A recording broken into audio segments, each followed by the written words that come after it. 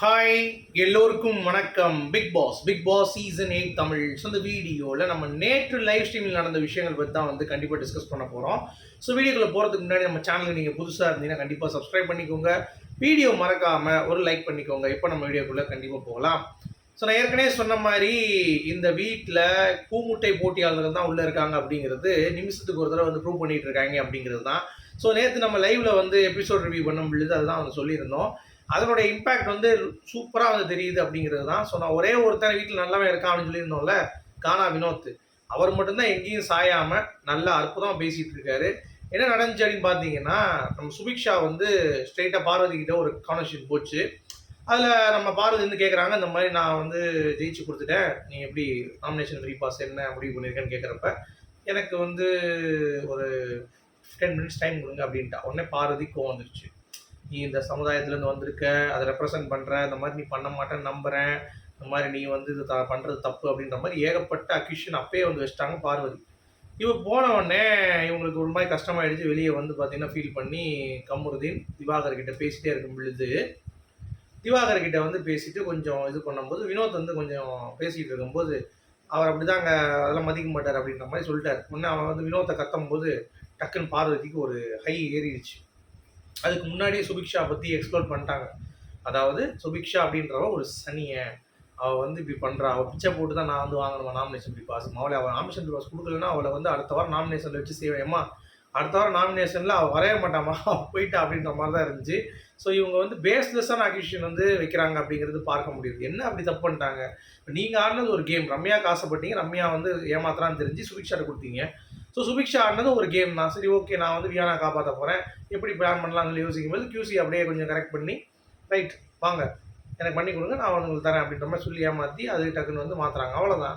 So நீங்கள் உங்களுக்கு வந்து அவங்க கொடுக்கல, வியானா கொடுக்க போகிறாங்க. விக்ரம் கூட கோல்டு காயினை கொடுத்து முடிச்சுட்டாங்க. ஸோ வியானாக்கு தான் அவங்க கொடுக்க போகிறேன்ற முடிவில் இருக்காங்க அப்படிங்கிறது க்ளீனாகவே தெரிஞ்சு போச்சு. ஓகே. ஸோ அப்படி இருக்கும் பொழுது நீங்கள் பண்ணது ஒரு சீட்டிங் அப்படின்னா சுபிக்ஷா பண்ணதும் சீட்டிங் தான். அதில் எந்த ஒரு மாற்று கருத்தும் இல்லை நமக்கு. ஓகேவா? ஸோ இதுதான் நானும் சொல்ல வரேன். இப்போ நீங்கள் பண்ணது சீட்டிங் அப்படின்னு சொல்லி நீங்கள் ஒத்துக்கிறீங்க அப்படிங்கிறப்ப கண்டிப்பாக இதுவும் சீட்டிங் தான். ஸோ அவங்களும் நேர்மையால் இல்லை, நீங்களும் நேர்மையால் இல்லை. அப்போ அப்படி தான் நடக்கும். ஸோ ஒன்றும் பண்ண முடியாது. ஸோ அட்லீஸ்ட் அவங்க பாட்டில் நல்லா வந்து பொறுக்கி கொடுத்தா வியானாவாக இருக்கட்டும், இல்லை விக்ரமாக இருக்கட்டும், அவங்களுக்கு அது போகிறது அப்படிங்கிறதுல எனக்கு எந்த தப்பும் பண்ணல. பட் அதை அண்டர்ஸ்டாண்ட் பண்ணிக்க முடியாமல் பார்வதி வந்து அந்த இடத்துல ரொம்ப பஸ்ட் அவுட் ஆகி கத்துனது எனக்கு ரொம்ப கஷ்டமாக இருக்குது அப்படின்னு சொல்லிட்டு திவாகரை போட்டு என்னென்னமோ கேட்குறாங்க. திவாகர் வந்து தப்பு அப்படிங்கிறது வந்து பார்த்திங்கன்னா ஒரே ஒரு தப்பு தான். அவர் கானா வினோத்தோடைய பாட்டில் வந்து எந்த ஒரு இதுவும் இல்லாமல் ரிஜெக்ட் பண்ணார். அது மட்டும்தான் திவாகருடைய மைனஸ். மிச்சம் எல்லாம் வந்து பார்த்தீங்கன்னா அவங்களுக்கு கரெக்டாக என்னென்ன வேணுமோ அதுதான் பண்ணிகிட்டு இருந்தார் அந்த மனுஷன். அவர் பார்வதி மாதிரி எங்கேயுமே வந்து பார்த்தீங்கன்னா ஒரு இடத்துல வந்து கம்மியாக பண்ணி இன்ஃப்ளூயன்ஸ் பண்ணியோ இல்லை மண்டைய கழுவி எதுவுமே பண்ணல. ஸோ அதுக்கு பார்க்கும்போது திவாகர் வந்து ஒரு 50% ஜென்யூனான ஆள் தான். அந்த பொண்ணுங்க மேட்டரில் விட்டுருங்க. அந்த பொண்ணுங்க மேட்டர் வந்து பார்த்தீங்கன்னா கேவலமாக பண்ணிகிட்டு இருக்கான், அது ஒன்று. ப்ளஸ் கானா வினோத்தை அவர் வந்து அவாய்ட் பண்ணது மிச்சம் எல்லாத்தையும் ஓகே. பட் பார்வதி வந்து எல்லா இடங்களிலும் நம்ம வந்து ஒரு ஸ்ட்ராட்டஜி யூஸ் பண்ணணுன்ற மாதிரி தான் பண்ணாங்க. அது அவங்களுடைய கேம், அதுவும் தப்புன்னு நான் சொல்ல முடியாது. ஓகே. பட் அந்த கேம் ஆகலை, ஸ்போர்ட்டிவ் ஆகலைங்கிறப்ப ஏன் நீங்கள் அழுவுறீங்க? திவாகர் தான் வந்து திருப்பி ஏமாத்தாங்க. திவாகர் தான் வந்து பார்த்தீங்கன்னா ரம்யாவுக்கு நான் கொடுக்கலான்னு சொன்னேன், சுபிக்ஷா கொடுக்க சொன்னார் சொல்லி திருப்பியும் போய் சொல்கிறாங்க. நீங்கள் தானே ரம்யான்னு பேசி வச்சுருந்தீங்க, அப்புறம் நீங்கள் தான் சுபிக்ஷான்னு சொன்னீங்க, அவர் வந்து சுபிக்ஷா பண்ணலான்னு சொன்னார், நீங்கள் வேணான்னீங்க, ரம்யா கொடுக்கலான்னீங்க, திருப்பி சுபிக்ஷாக்கு நீங்கள் தான் வந்து அவரை போட்டு கன்வின்ஸ் பண்ணிட்டு இருந்தீங்க. இந்த மாதிரி ஏகப்பட்ட விஷயங்கள் நமக்கு வந்து பார்த்துக்கிட்டே இருக்கும். அது வந்து ஒரு கட்டத்துக்கு மேலே வந்து பார்த்தீங்கன்னா திவாகர் டென்ஷன் ஆகிடுச்சு. நீ என்னமா அப்படிலாம் பேசாத, சண்டை போட்டே இருக்கேன்னு சொல்லிட்டு உள்ளே வந்துட்டார். உள்ளே வரும்போது கை கலப்பாயிடுச்சு. என்னன்னா மரத்தில் வந்து சேரக்கண்ணா கூட பார்ப்பான் அப்படின்ற மாதிரி வினோத் சொன்ன அந்த வார்த்தை, கமருதீன் வந்து பொம்பளை பொறுக்கி வாடா போடா அப்படின்ற மாதிரிலாம் வந்து கேவலப்படுத்தி பேசிட்டாங்க. அது திவாகருக்கு வந்து மனசு தாங்க முடியல. ஒரு மாதிரி அவர் வந்து வெக்ஸ் ஆகிட்டு அவர் வந்து பார்த்தீங்கன்னா அப்படியே உள்ளே ஓடுறப்ப இவங்க வேறு நிற்கிறப்ப அவர் தட்டி விடுறாரு போகிறாரு அப்படின்னு போயிட்டுருக்கு. பார்வதி நடுவில் வந்து நீ நடிக்காதனே, ஓவரா பண்ணாத அப்படின்னு சொன்னோன்னே நீ தான் நடிக்கிறன்னு சொல்லிட்டு நம்ம திவாகர் வந்து பார்த்தீங்கன்னா சொல்கிறாங்க. பார்வதி இதை வச்சு ஒரு கேம் ஆடுறாங்க. அதாவது அவங்க தான் சொன்னாங்க, திவாகருடைய அண்ணன் பழகி நான் அவரை எக்ஸ்போஸ் பண்ண போகிறேன். அது எவ்வளோ பெரிய கூமுட்டத்தனம். ஒன்று நீ அண்ணன்னு பழகுனா அண்ணனா நீ என்னென்ன சொல்லலாம் சொல்லு, இல்லை பழகாத கேம் ஆப்பார். அதே நான் அண்ணனா பழகி நீ குத்துற அப்படின்னா நாங்கள் எப்படி சும்மா வருவோம்? நாங்கள் சும்மா விட்டுருவோமா? இந்த நேரத்தில் திவாகருக்கு தான் நம்ம சப்போர்ட். அவர் அசால்ட்டாக அடிச்சிட்டார். இந்த மாதிரி வந்து நீ வந்து ஏமாத்துற, எப்படி நீ ஏமாத்திரவாதி அப்படின்ற மாதிரி சொன்ன உடனே எங்கிட்ட கமருதீன் வந்து அடிக்க ஆரம்பிக்கிறோடனே கொஞ்சம் கலகலப்பு ஏற்படுது, சலசலப்பு ஏற்படுது. 2 பேரும் வந்து மாற்றி வந்து அடிச்சுக்கிறாங்க. அப்போ கனிலாம் உள்ள வந்து சபரி வழக்கம் போல் ஒரு நிமிஷம் சபரி உள்ளே வந்து 1 நிமிஷம்ன்றாரு. கனி வந்து பார்த்தீங்கன்னா கொஞ்சம் ஹேண்டில் பண்ணிட்டு அமைதியாக வந்து ஹேண்டில் பண்ணி பேசிகிட்டு இருக்காங்க. வினோத் வந்து பார்த்தீங்கன்னா சொல்லிகிட்டே இருக்காரு, இவர் வந்து பேசுகிற கேட்கமா அந்த பொண்ணு எவ்வளோ கஷ்டப்படுறான்னு சொல்லிட்டு பேச ஆரம்பிக்கிறாரு நம்ம வினோத். ஸோ அவர் ஒருத்தர் தான் நேர்மையாக ஜென்யூனாக யாருக்கும் சப்போர்ட் பண்ணாமல் யார் ஜெயிக்கணும் எதுவும் பண்ணாமல் எல்லாத்துக்கும் வந்து கொடுத்துட்டு அவர் வந்து ஒன்றுமே இல்லாமல் இருக்கார். So Vinod hats off. இன்னொரு வட்டம் பார்வதி ஏற்றி விடுறதுக்கு வந்தாங்க லைவில். இந்த மாதிரி கனிக்கிட்ட பேசும்போது அவங்ககிட்டலாம் பேசாதீங்க ஒன்றும் வராதுன்னு. அது நான் பார்த்துக்கிறேன், நீ என்கிட்ட பேசாத, நீ போ, அது நான் பார்த்துக்கிறேன், அது என்னுடைய தலைவலி, நீ பேசாத, உனக்காக நான் பேசும்போது நான் பேசுகிறேன், பட் இப்போ நான் வந்து பேசிகிட்டு இருக்கேன், என்னுடைய கருத்து பேசிகிட்டு இருக்கேன், ஸோ நீ வராது அப்படின்ற மாதிரி ரொம்ப போல்டாக வினோத் அவர்கள் அவருடைய கருத்தை தெரிவித்தார் அப்படிங்கிறது பார்க்க முடியுது. தட் இஸ் ஹேட்ஸ் ஆஃப் அப்படிங்கிறது தான். ஏன்னா அந்த மாதிரி ஒரு பர்சன் நிஜமாவே இந்த பிக் பாஸ் வீட்டில் அதுவும் இந்த பைத்தியங்கள் கூட இருக்கிறது அப்படிங்கிறது மிகப்பெரிய ஒரு விஷயம். அதை நம்ம வந்து கண்டிப்பாக பாராட்டி தான் ஆக வேண்டும். ஸோ நம்ம பார்வதி வந்து என்னென்னமோ ட்ரை பண்ணி பார்க்குறாங்க, எதுவுமே செட் ஆகலை, என்னென்னமோ பண்ணி பார்க்குறாங்க. பட் ஆனால் சபரியும் கனியும் வந்து திவாகரை ஓரம் கட்டி நீங்கள் பேசக்கூடாதுன்ட்டாங்க. கமருதீன் அப்புறம் வந்து கொஞ்சம் வார்த்தையை விட்டு பார்க்குறாப்புல, என்ன நீ இப்படி பண்ணுறேன்னா திவாகர் வந்து பேசும்போது நீ தான் ஒரு பொம்பளை பிள்ளை வாழ்க்கையை எதுவும் கேட்காம அவள் எக்ஸ்ட்ரா லவ்வை பற்றி நீ பேசிட்டேன்னு சொல்லிட்டு அதை வந்து பேசிட்டு வளர்ப்பு சரியில்லைன்றார். 2-3 வார்த்தைகள் திவாகரை விட்டார்.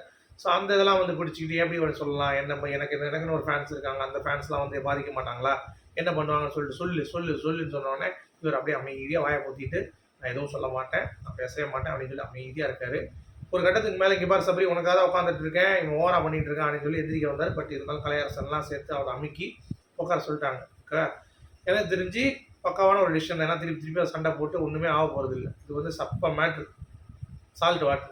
அதை போய் இவ்வளோ தூரம் வந்து இக்னைட் பண்ணிட்டு இருக்காங்க இந்த பார்வதி அப்படிங்கிறது பார்க்க முடியுது. ஒரு ஸ்போர்ட்டிவாக எடுத்துக்கணும் நாமினேஷன் பாஸ் இல்லையா, சரி ரைட்டு, நெக்ஸ்ட் வந்து பார்த்துக்கலாம், இல்லை அடுத்து வந்து நம்ம பார்த்துக்கலாம், இல்லை அடுத்து நம்ம செய்வோம், அவளை திருப்பி வேறு எப்படி செய்யலாம், நம்மளை ஏமாற்றிட்டா அடுத்த வந்து அவளை எப்படி ஏமாற்றலாம், இல்லை என்ன பண்ணலாம் அப்படின்ற மாதிரி ஒரு டைமென்ஷனில் பார்வதி யோசிச்சிருந்தாங்களோ நல்லா இருந்திருக்கும். பட் அதெல்லாம் யோசிக்காமல் அவங்க பண்ணது அப்படிங்கிறது நிஜமாவே ஒரு மாதிரி தான் இருந்தது. அப்புறம் கமருதீன்கிட்ட போய் நம்ம திவாகர் ரொம்ப நம்பக்கூடாது அப்படின்ற மாதிரி நான் நம்பிட்டேன், நான் இனிமேல் நம்ப மாட்டேன்னு சொல்லிட்டு அவன் கமருதீன் வந்து பார்த்தீங்கன்னா இதெல்லாம் பேசிட்டு கூட டைட்டில் வின்னு நான் தான் அப்படின்றான். திவாகரை போட்டு அடிக்கிற மாதிரி போயிட்டு கேவலப்படுத்தி பொம்பளை பொறுக்கி அதுதான் பேசிட்டு அவரும் வந்து பார்த்தீங்கன்னா ரொம்ப அசிங்கப்படுத்திட்டாரு கமருதீன். இந்த மாதிரி இவெல்லாம் வந்து ஒன்றா அசிங்கப்படுத்திட்டான் லைவ் ஷோவில் அப்படின்னு சொல்லி பர்சனல் எல்லாரும் பர்சனல் இருக்காதீங்கன்னு சொன்னோடனே இவர் இந்தமாரி என்னை பற்றி சொன்னார்னா நான் முடிச்சிடுவேன்னு சொல்லி சபரிகிட்ட சொல்லிட்டு வந்துட்டான்.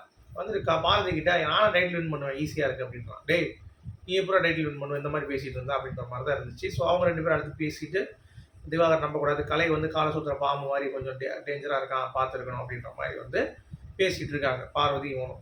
சரியா, ஸோ இதுதான் நடந்துகிட்ருக்கு.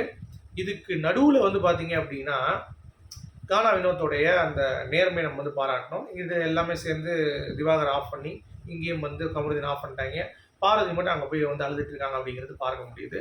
ஸோ சுபிக்ஷா கிட்ட வந்து மிரட்டவும் செய்கிறாங்க, இந்த மாதிரி தொழிலாளி பண்ணாத, நானும் உனக்கு ஈக்குவலாக கஷ்டப்பட்டிருக்கேன், உனக்காக எவ்வளோ பண்ணியிருக்கேன்னு தெரியும், அவன் அண்ணன் வந்து சொன்னால் அந்த மாதிரி ரம்யா பண்ணு நானா சுபிக்ஷா பண்ணுன்னு சொல்லி பண்ணேன்னு சொல்லி அங்கேயும் வந்து திவாகர் அடித்து அவங்க வந்து அதற்கான டிசர்வ்டான பர்சன் அப்படின்ற மாதிரி பேசுகிறாங்களாம். புரியுது அவங்களுக்கு, அதுதான் வந்து ப்ரூவ் பண்ணுறாங்க. பட் அதை மதிக்கவே இல்லை சுபிக்ஷா, அவங்க பாட்டு வந்து அவங்க வேலையை பார்க்க போயிட்டாங்க.